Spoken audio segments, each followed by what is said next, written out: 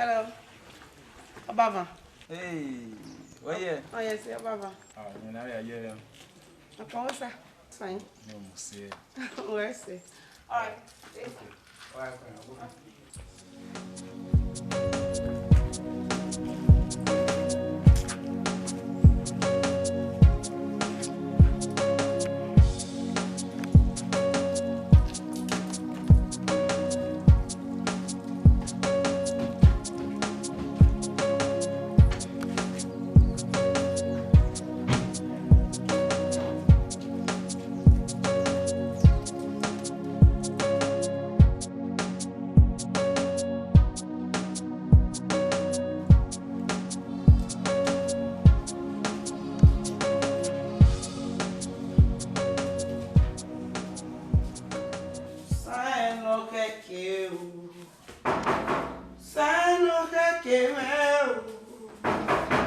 Annie! Ide.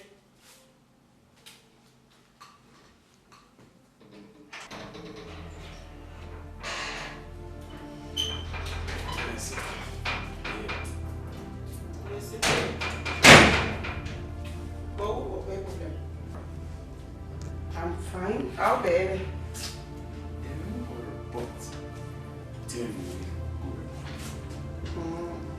How old is you?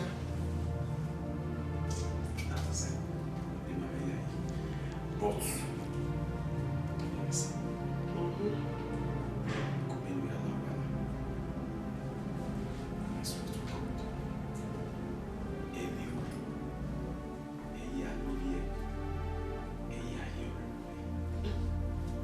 I can't keep it anymore, so I just have to say it. But I'm a wedding fiancé and I don't double date. Don't.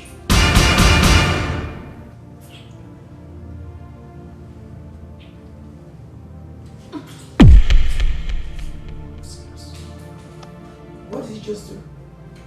Please. Please. Get out. Latia! Latia! Sorry.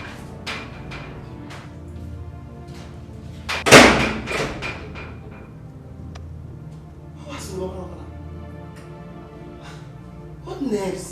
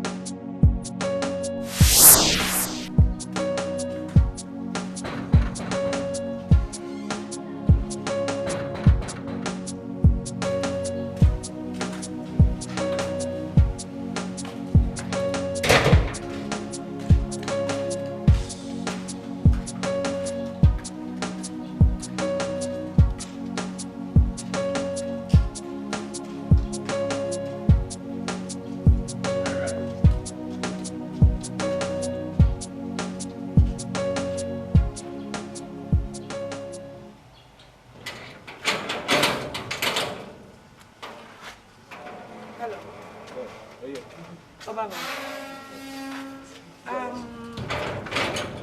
In my notification, we buy over flat at the back is full.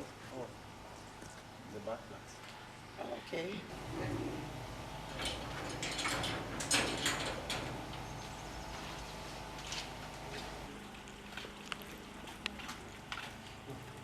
No, it's the back flat.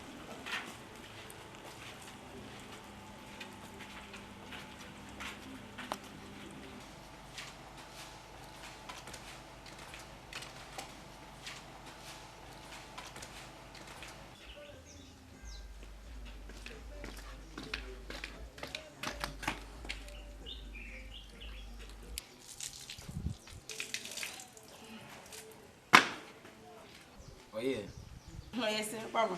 Ah. I'll be with you. Where for this? Come. We're packing.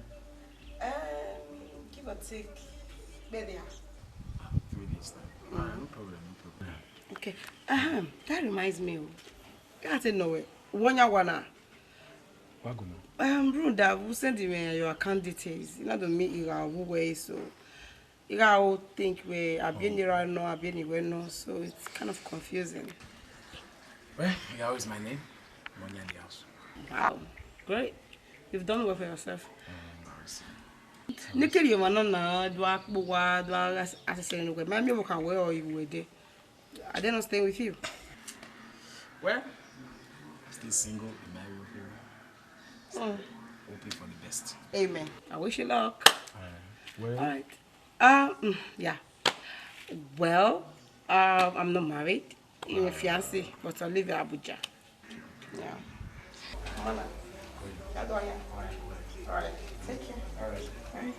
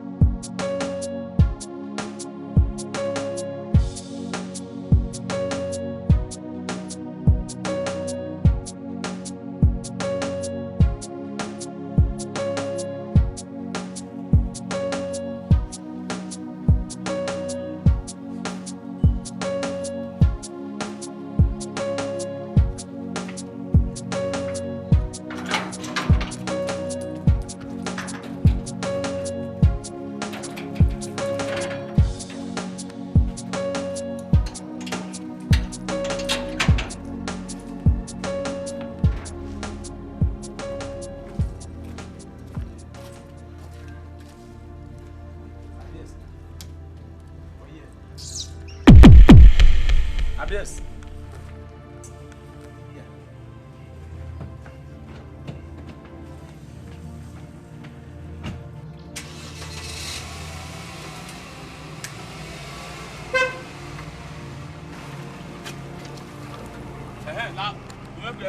Okay, Tomo.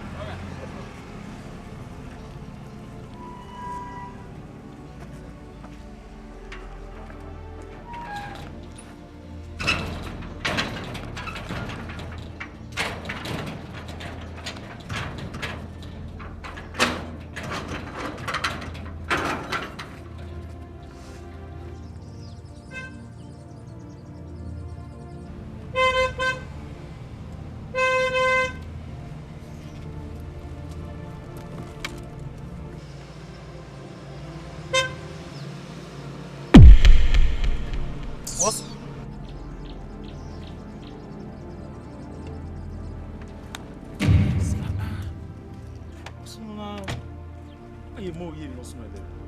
This is your move.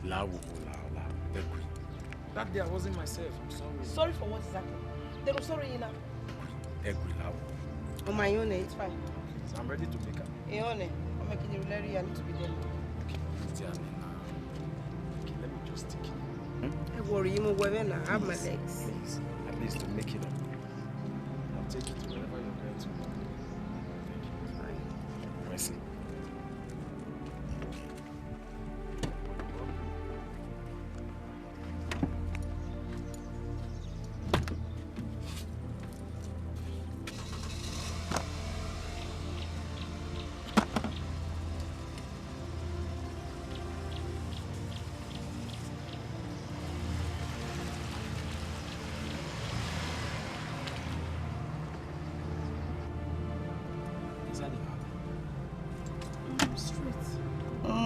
Abuja Port is Jerry.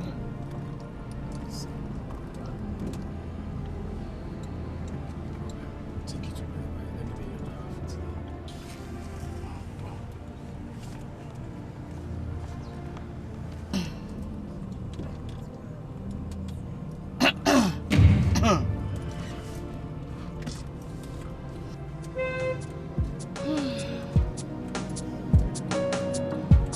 Alright, problem.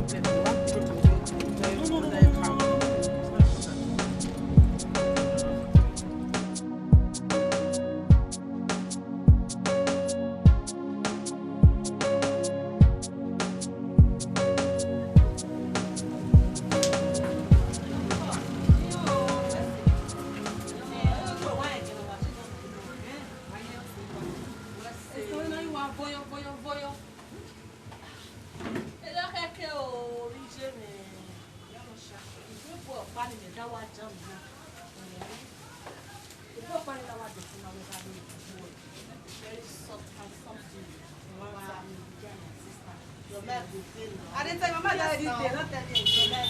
Are you serious? You make it right. You wear, you know, you wear that this thing. Hey! Now you will make. Now you will make. Now we go many Jekion. I'm not Benny, I'm not getting it. I'm not moving. You ain't in here. Interesting. Into the car. I didn't tell you. Who the Zuzu? Who the Zuzu? I'm give it you too much. Oswald. Egben Oswald. My sister, hello. Huh? It's on. I'm back. I'm got there.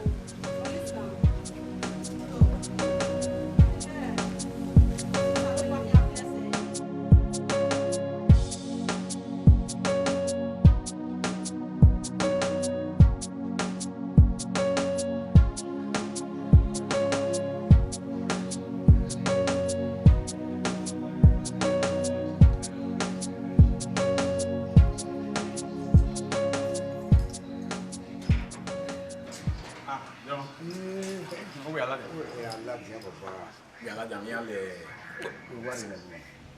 Sad women, I'm Papa. Do you know, Kitty? Yeah, I'm not your.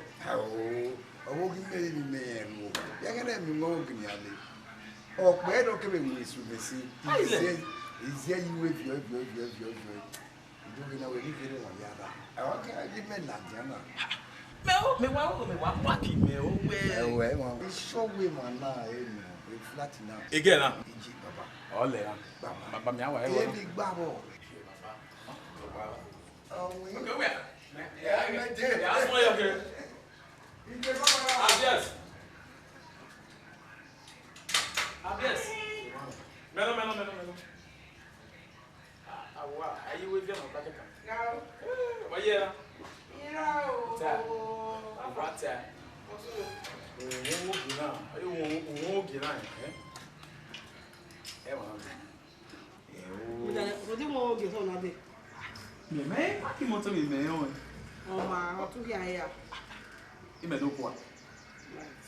It's a more Padayan wheat or. Yes, but I just want to have a taste of it. A while I know, I am good. He may marry one with that, and then loud, we were correct.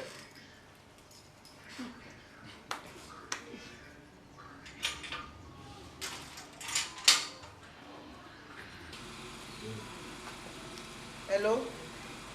Hello, Yori. Hey, now get close here now. Why did you set sleep by your right? That's exit to the right now. What is happening? Where you hello? Yori, when you be, one the left. One minute about la where upstairs, no? La reteme? The soup palama. Ayana.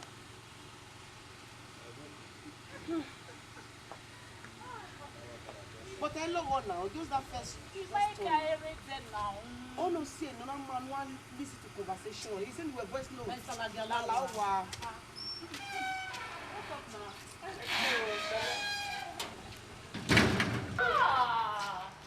Wait no, be shy. Wait so big. Everyone I know. Go on. Who the discussion? Say we were voice notes. Who the discussion? Yeah. Come get to more than a walk now. Now what the lamb of the day you have? Like you go pay. What could I? Only some. But that's not.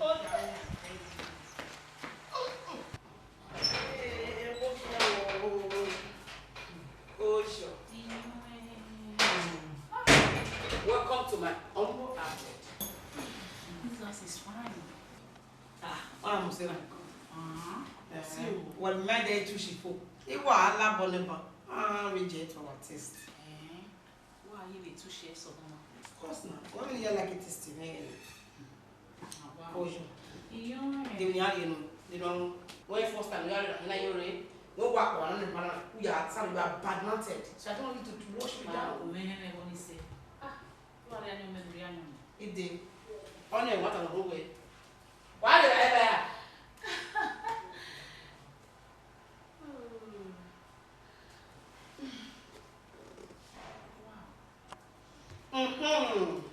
Yeah, the brand is very.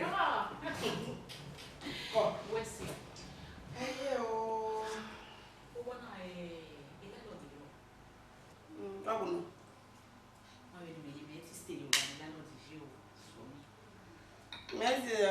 You the only character. We need to work again. We money the way and I monitor where we work now, working whatever now, or see. You never done it for your information. One, a young boy or 1 year. Every young boy, why would you who for that matter? Oh, I know you're a cannot do what my mother in Lava son. Area, you get it while you talk. Area can eat bob way. Not like a tower. What you say, man? We have a boa, I so no why you were both, the only young pass through. There again, one idea, wow, was so, Betty are too low away. We love all of you. I say we shall be. Oh, my God. Let me have a year. You will see the black soup wire. I'm ready. Who may chase here? I'm ready. Who never got welcome.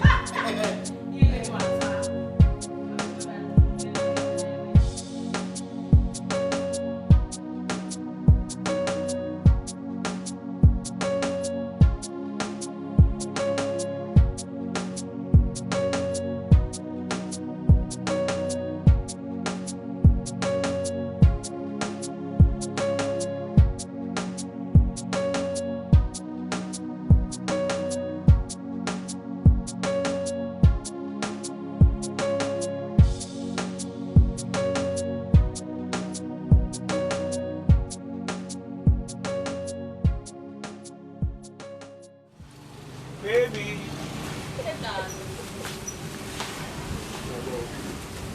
Welcome. Oh, yeah. Thank you. Hey, are you around? But I don't really want to pick you up. That was why I actually came. Really? Yeah. Yeah, I'm interested. Okay. If you say to me, you know, meet my boyfriend.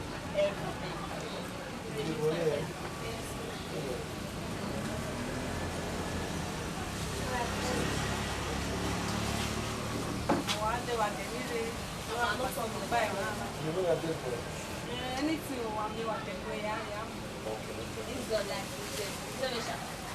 what the shawarma friend, it is 7 and 2 okay. Like the little, where the supermarket.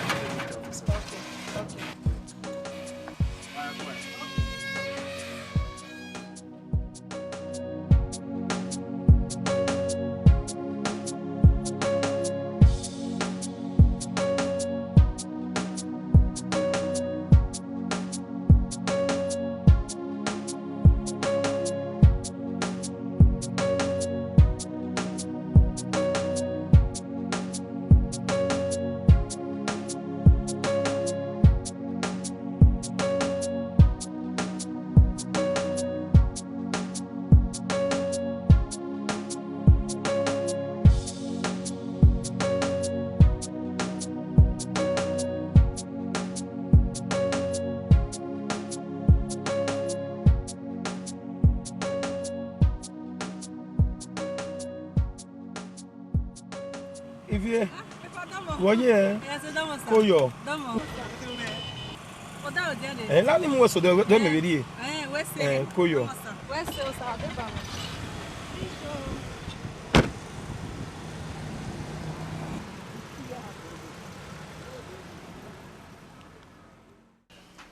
Yes. Now, I don't understand. How do you want me to beg? You might even know only in how else do you want me to explain this to you? Now, I really need you in my life. Seriously. I don't feel sleep. You might hear TV here. Don't beg me. I don't need you to beg me. Man, anyone, I don't want. Hear the friend you wear, hear the date you wear, hear the marry you wear. What else don't you want to hear? You don't understand English? I don't want you. I'm not interested. Listen, hear the friend you wear. It's not that hard. It's not that hard.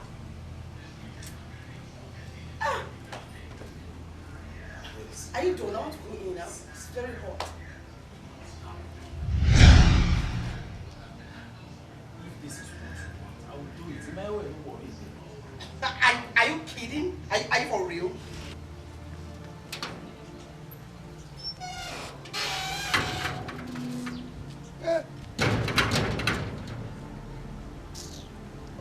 coming in Lado. Ian Gilway, oh, she, did not know what it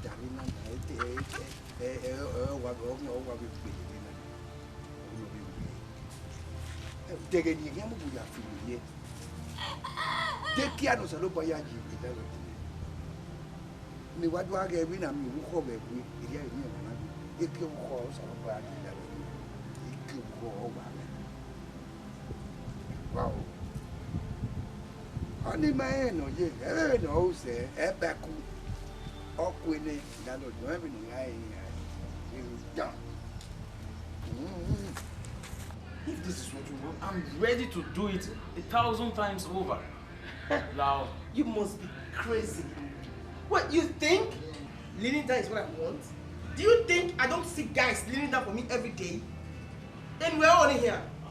Everyone here, you know it. Who that will dig when then you want for this one, I will tell you how to dig where. Listen, get a life. Yes, what kind of life do you want from me? I'm ready to. I can't do this. I can't do this. Yes.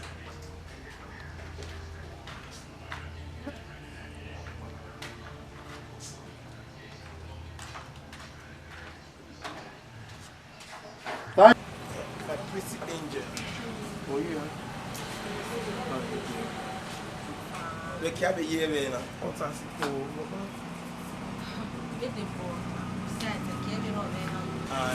A day out bar. A day so raw. We are one piece to.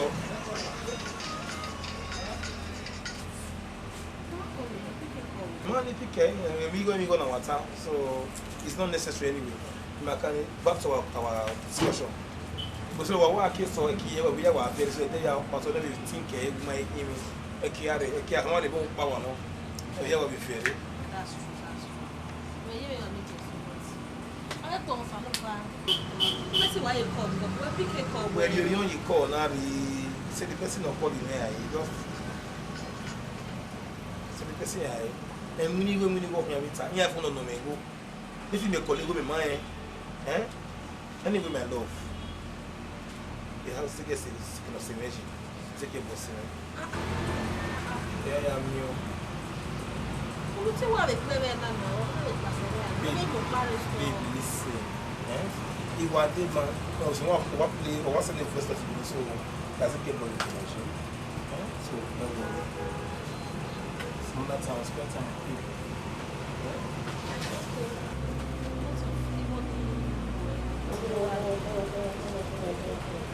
Nigeria, who are you want? We are here.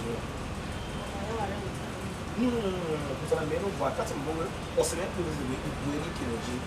Then we are so we can't go back. So that's what we are. Come on, my love. I call you any time. Just take care. Okay.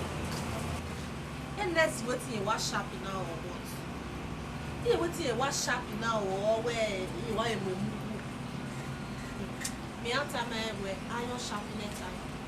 Marker no dey do marker.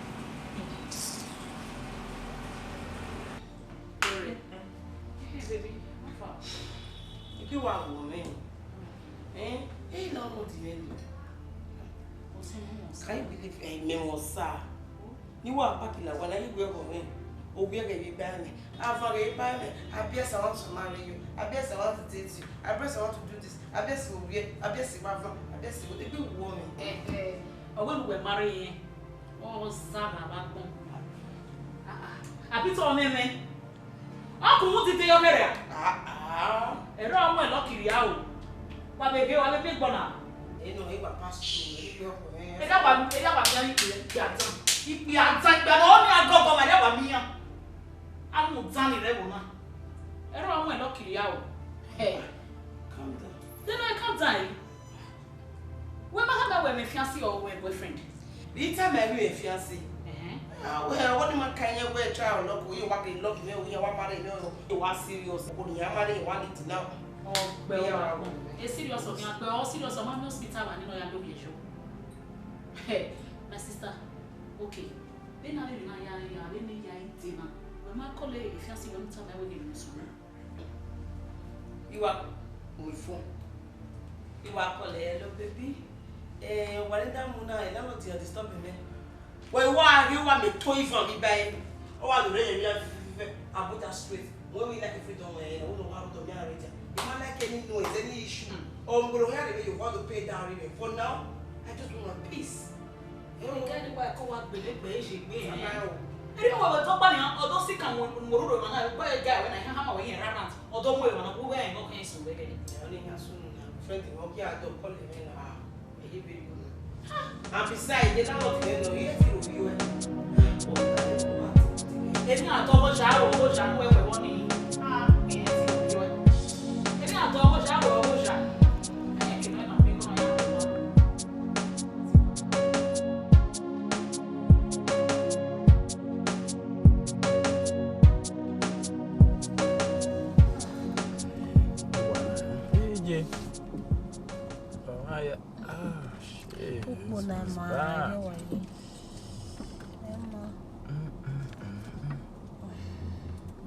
Well, they is turn low on me. Me at when they go to store express, but I mean, all the foundation self in pay on.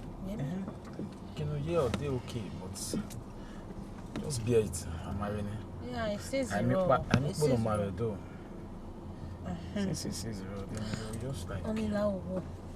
I want to drop him down. What's it? I'm a sister. I'm a sister, Bana.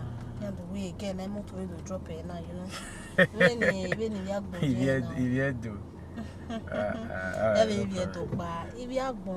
No problem. Okay, darling. Come on now. Hello. Just like that.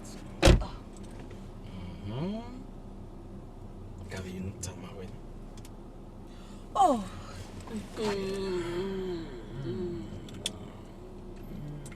Oh, sim, olha mais esse. Olha esse, o meu é feito olha pink. Olha esse.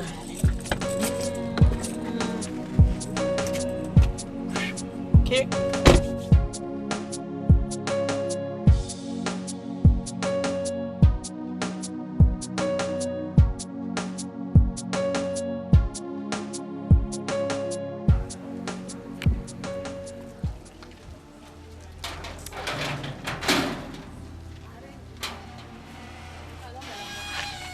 Jennifer.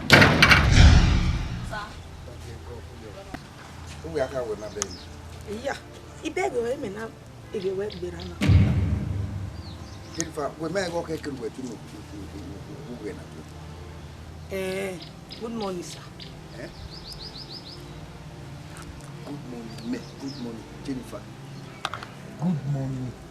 Yeah. Jennifer, good morning, me. Good morning. When okay, clear me. That way, Wavila Lord one Babaji. Or say, Nunagi money case last. Like Padoe. Ija, why can I come where? Huh? I say, where's your Eruaya? It will make the man where. Why can I come where? Huh? Jennifer. Jennifer. Anyway, we said a coconut. What who take me boy no come? We man we are in Jennifer. We carry again 3 months. After 3 months I graduate soon. Where were you now? Was so you been a me where a bono. Landlord were meaning. Landlord were meaning, you come. Oh, enough you more willing. Oh, you war enough you more willing. Where will you have going to have to why? The one who set you up for your country, set you to walk a few minutes. Oh, my can't. Anywhere that will know. My can't wear. When we need Tana. Oh, I won't wear your will. See, I might bone. Then you will. I will hear about more of your queue. Your queue up a little landlord you can have a bell. Mediano Mama. Bad girl. Idiot. I am my sister booking up. The kid there over now. What are you Io je we ni na be dina ni at least e gbe be so ya dele ni understand. Yes e kin wi pe gbe awo we. Understand. So, Yeah. Like doing to get aside message no. okay. You no ka ene. Wa o ni po we. U be po go mo ga 69. Yes. Since we una ni there no problem. Una do okay by it. Me too I'm okay by it. So no me tama o. Ivie. Wa pena, e wa pe sutu popo ade mi wa ipe mo na, o le bu me. Pe mo na. Igbo wo we ogi we ti ni yin egoli mi na pe ni do pi yen o le po won go na ija o bo la yo pe ko le ke ni Emi ni na pe mi. ija grandma la je si Oh my God. Megi like so popo na ga me e po me. O wa like no wa po mi no wa po e po me. Ami no like ese ni pa. Ya wa pe ni. Le wa tu ẹ̀yìn. Where wa green. green le ko ke de gbe po won we ko la wo mo e ya po ye gbe ere ipo si na imeri anje iya fi mi bi we yen ni pe po leke yen ma ri ma ni ko ma le leke ma ni de se yan ija Wa ina ti le na o ti wa. la oni se ya po ye ma ko la we so je o wa je Pa mo pa ti mo ko ni na o pa ko yo na wa. You know. Oh, green.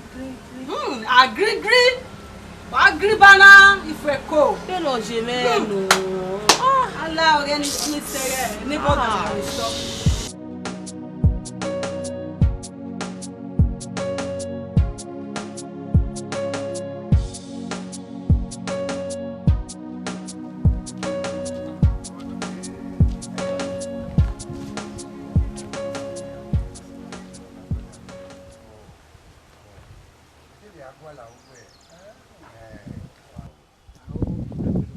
problème so ma wo ri aye e wa problem ri o nwe we e ga ni ru wa na ara gbo si kaka we ka ma ru ba wa do ni ike ka bo ku ni na ni so na su ni ke ni na pe ga ze bi go mo ni wo ma ka ma be ge ni wo na to ya ni tara o tun e Jennifer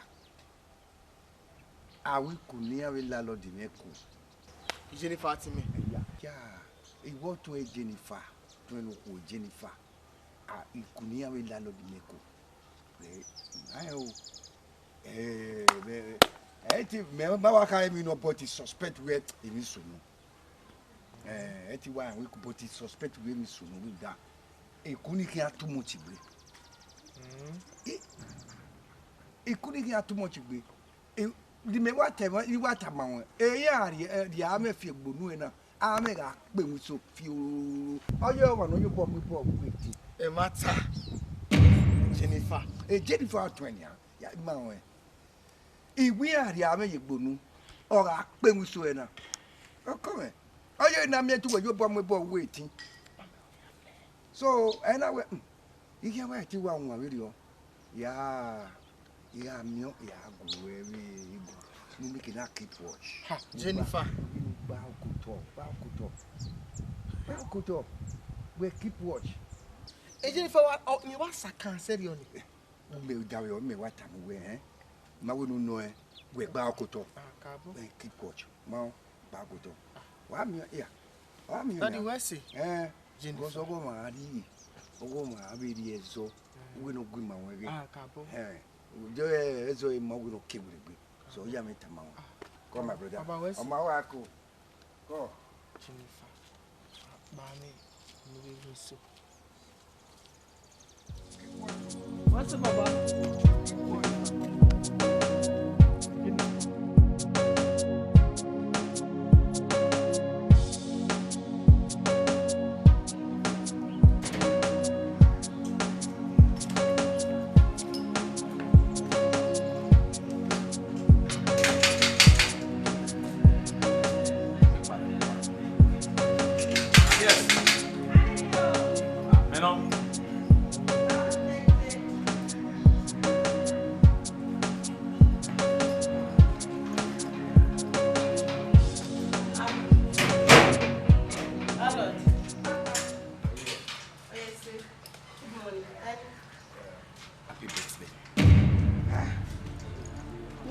Why you again I bet it?